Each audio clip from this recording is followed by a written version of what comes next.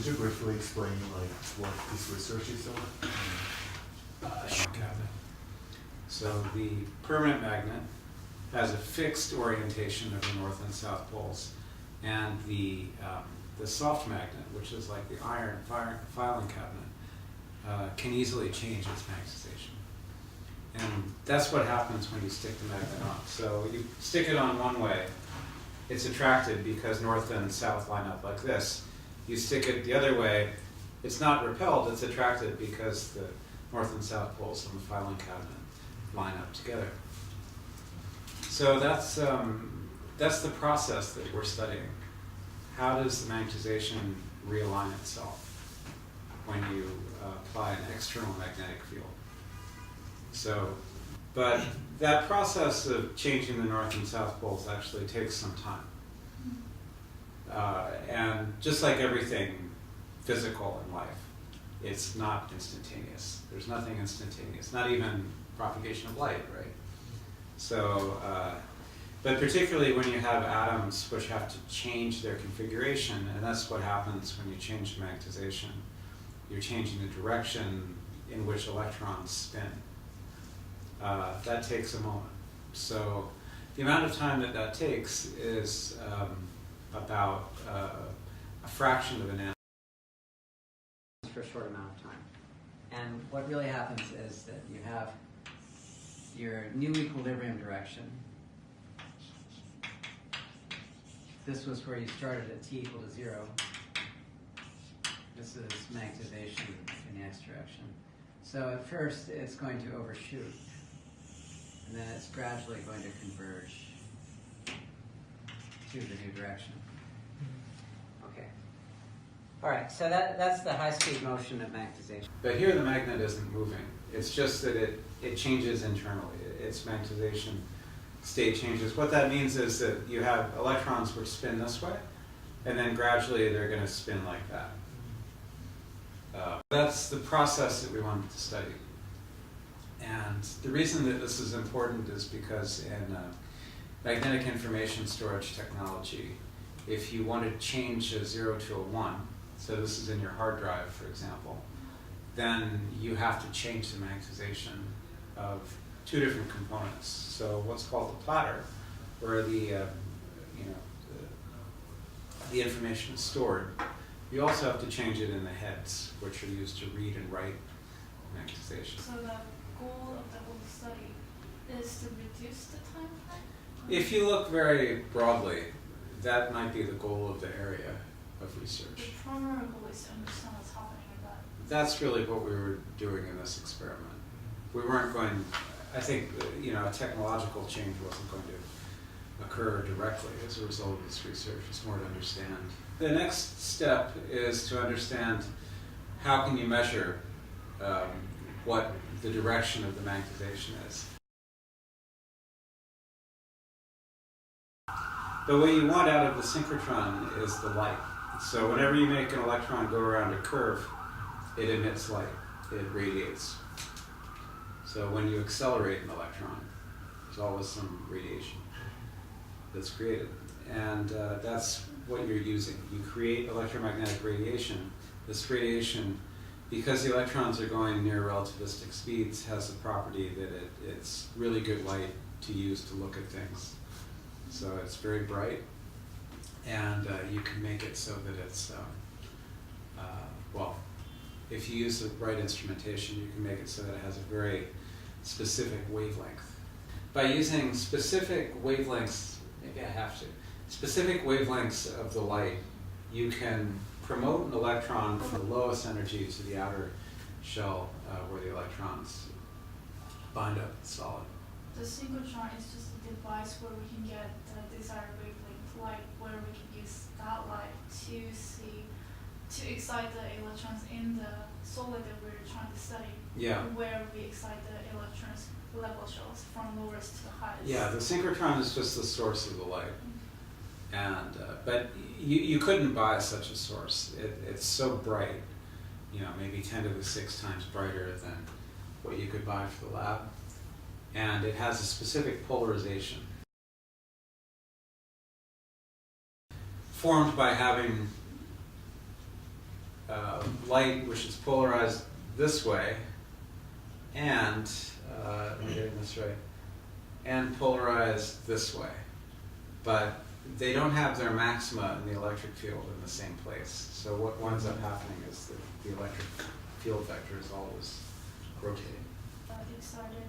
How does detecting the excited orbital electrons from lowest to highest help us see the direction that? There's a quantity optical property which is called dichroism.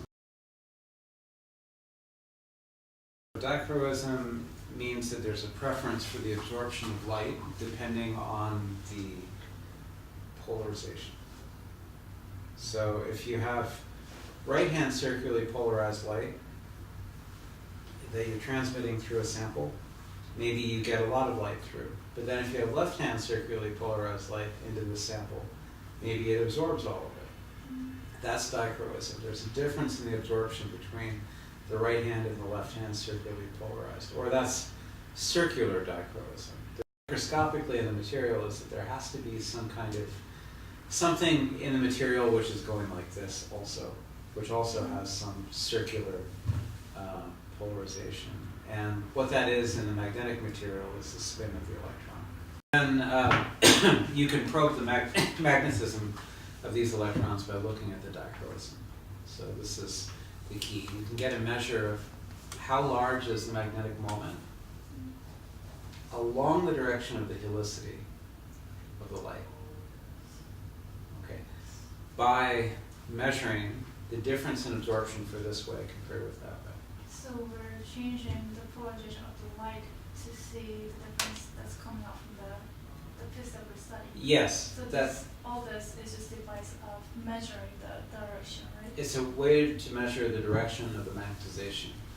But what's special about this measurement that you couldn't do in the lab, because the X-ray measurement has an adjustable wavelength, and because the level of the different electronic states changes depending on the atom, then you can see how much magnetic moment you have on one type of atom compared with another type of atom. And filled it all. So we call this the highest occupied level. Okay, so these are filled kind of like this if you have spin up with respect to magnetization. But these energy states here, you have a shift in this band. This is the 3D electronic state. This is also the 3D. But this is 3D spin up, and this is 3D. What initiated this one? Well, that's a good question. So more distantly, before we did this actual measurement, I think what we had hoped that this measurement would do would be to help us understand how energy is lost in the process where the magnetization changes. Because you know when you pulse the magnetization, it eventually has to wind up in the direction of the applied magnetic field. That means that energy has to be lost somewhere. So we hope that we'd be able to see that that loss process comes from different parts of the magnet moving in different ways. But that actually isn't what we ultimately found. What we were looking for in that measurement was that there would be a very specific relationship of the different magnetizations as they respectively went through their resonances. But what we saw in all of the measurements, and it took us a long time to be able to handle this, was that there was always some big difference in the phase between the two different measurements that we were taking. And it just didn't fit with the models that we were thinking about. So we kind of had to redefine the goal for the experiment. So it wasn't initially look at this is what we got, even though we were trying to look at it. I think it lets people know, if they're trying to understand how do magnets interact with very high frequency signals, which is always going to be what you have when you try to change magnetization very quickly. That you can't use the simplest model where you say magnetization or the field is everywhere the same. The field varies over very, very fine length scales, as you can see. And the only way to understand it in this case was to solve the Maxwell's equations for the propagation of a radio wave together with the equations of motion for the magnetization. That was the only way. So it meant that it's a much harder problem than people had hoped. What it also means is that there are a number of new effects in spin transport. And in order to extract the information that you wanted, you needed to know basically what these fields look like. And the message from this experiment was that it's more complicated than one thought, and you can't use a simple model. So it's really any impressions? Oh, well, you've already made the right decision, I think. You know. Find what you like and, you know, focus on that. I guess that's because, you know, motivation is really the most important thing for your success in whatever you decide to study. So what is your motivation out of material science? That's a good question. I could answer it in two ways. So, you know, one, to try to understand things well and see how everything fits together into a you know, a common understanding for my sub-discipline, which is magnetism.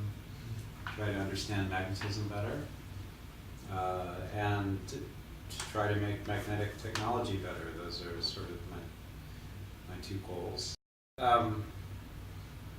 Honestly, you know, it's difficult to think about that question because I've just been doing this for so long. I haven't thought about why. It's you know, it's really what I do. So teaching people is also important to me. So I teach classes here, and I find that rewarding. People do things without having a grand reason, certainly, but having a grand reason probably helps you stay motivated when you think maybe it's not what you want to do. And that happens to every scientist, actually. Have you thought it now? Mm-hmm.